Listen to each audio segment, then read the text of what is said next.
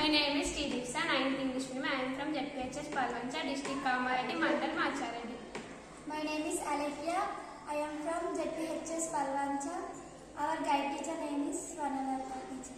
Good morning all. I am Swarnalata, School Assistant Physical Science from ZPHS Palvancha, and our project name is Anti-Theft Alarm. The project protect valuables such as vehicles and personal properties like wallets, phones and jewelries.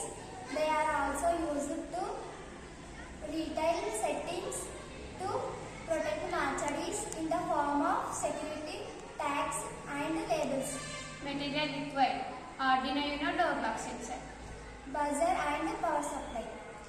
Working process: when the door lock sensor disconnecting the information sends to the microcontroller, then operating system alerts sends to the alerts person using buzzer.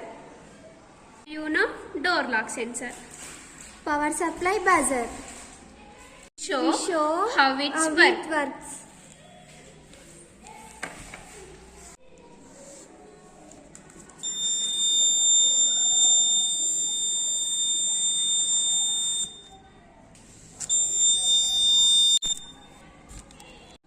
When we open the